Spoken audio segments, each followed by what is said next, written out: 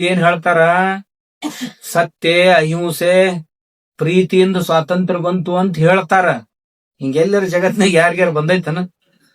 1857ರಿಂದ ಅಲ್ಲ, ಕಿತ್ತೂರು ಚೆನ್ನಮ್ಮ 1824ರಿಂದಾನು 27ರಿಂದಾನು ಶುರು ಮಾಡಿದ್ಲು ಕ್ರಾಂತಿ. ಮೊದಲ ಆಹುತಿ ಹೋದದ್ದು ಕರ್ನಾಟಕದಿಂದ ಸ್ವಾತಂತ್ರ್ಯಕ್ಕಾಗಿ. ಕಿತ್ತೂರು ಚೆನ್ನಮ್ಮನ ಹತ್ರ ಅಮಟೂರು ಬಾಳಪ್ಪ, ಬಿಚಗತ್ತಿ ಚನ್ನಬಸಪ್ಪ, ಶಿಲೇದಾರ್ ಗುರುಪಾದಪ್ಪ, ಸಂಗೊಳ್ಳಿ ರಾಯಪ್ಪ, ದೊಡ್ಡ ದಂಡ ಇತ್ತು ಯುವಕರದು ಚೆನ್ನಮ್ಮನ ಹತ್ರ. ಠಾಕ್ರೆನ್ನ ಹಿಡಿದಿದ್ರು, ಧಾರವಾಡ ಕಲೆಕ್ಟರ್ ಠಾಕ್ರೆನ ಹಿಡಿದಿದ್ರು, ಸೆರೆ ಹಿಡಿದಿದ್ರು, ಜೈಲಿಗೆ ಹಾಕ್ಬೇಕಂತ ಅವನ್ನ. ಅಮಟೂರ್ ಬಾಳಪ್ಪ ತಡ್ಯಾಕ್ ಆಗ್ಲಿಲ್ಲ, ಹಿಡ್ದವಂಗ ಗುಂಡ್ ಹಾಕಿದ. ಮುಂದಾಗುವ ಅನಾಹುತ ಆತು. ಚೆನ್ನಮ್ಮ ಕೊನೆಯ ಪ್ರಾಣ ಜೈಲ್ನಾಗ ಬಿಟ್ಲು.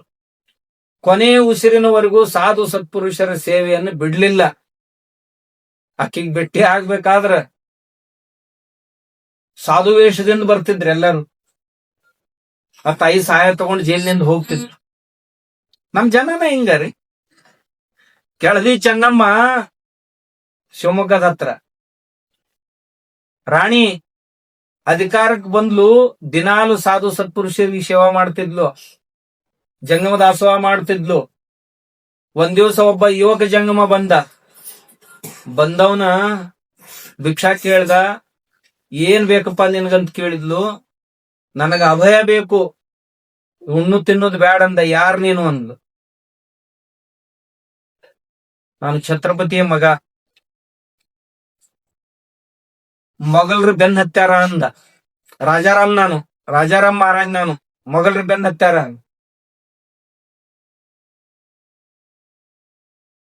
ಬಾ, ಅಭಯ ಕೊಟ್ಟಿನ್ ಬಾ, ನನ್ನ ಮಗ ಆಗಿರುವ. ಆ ನಂತರ ಬ್ರಿಟಿಷ್ ಇವ್ರ ಜೊತೆ, ಮೊಘಲರ ಜೊತೆ ಯುದ್ಧ ಮಾಡಿ ಸೋತ್ಲು. ಆದ್ರ ಆ ಮಗ ಕೊಟ್ಟ ಅಭಯ ಏನ್ ತಗೊಳ್ಳಿಲ್ಲ. ಇದು ನಮ್ಮ ಇತಿಹಾಸ, ನಮ್ಮ ಸಂಸ್ಕೃತಿ. ಇದು ನಾವು ನಮಗಾಗಿ ಬದುಕೋರಲ್ಲ, ಅನ್ಯರಿಗಾಗಿ ಬದುಕೋರು. ನಮ್ ಜನ ಇದೇ ರೀತಿ ಬದುಕೊಂಡು ಬಂದವರು, ಅವರೇ ಅಮರರಾದ್ರು. ಈ ದೇಶ ಇಂಥ 3 ಲಕ್ಷ ಯುವಕರನ್ನ ಕಳ್ಕೊಂತು. ಅವಾಗ ಇದಕ್ ಸ್ವಾತಂತ್ರ್ಯ ಸಿಕ್ಕ. ಇಷ್ಟೇ ಅಲ್ಲ, ಆಜಾದ್ ಹಿಂದ್ ಸೇನೆ ಸುಭಾಷ್ ಬಾಬು ಅವ್ರದ್ದು ಬ್ರಿಟಿಷ್ ಸೈನಿಕರ ಜೊತೆ ಹೋರಾಟ ಮಾಡಿದ್ರು.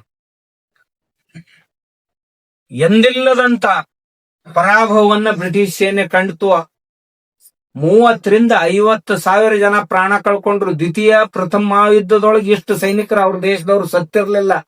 ಆದ್ರ ಆಜಾದ್ ಹಿಂದ್ ಸೇನೆ ಇಷ್ಟು ಮಂದಿನ ಕೊಚ್ಚ ಹಾಕಿತ್ತು. ಏನು ಕೈಯಾಗ ಬಂದೂಕಿರ್ಲಿಲ್ಲ, ಏನು ಬರೇ ಕೊಡ್ಲಿ ಬಡಿಗೆ ತಗೊಂಡ್ ಹೋರಾಟ ಮಾಡಿದ್ರು. ಸೋತ್ರು ಕೊನೆಗೆ. ಆದ್ರ ಅಂಜಿಕೆ ಹುಡ್ಸಿತ್ತು. ಬ್ರಿಟಿಷ್ ಅವತ್ತ ನಿರ್ಣಯ ಮಾಡಿದ್ರು, ಹೋಗೋದಿನ್ ದೇಶ ಬಿಟ್ಟು.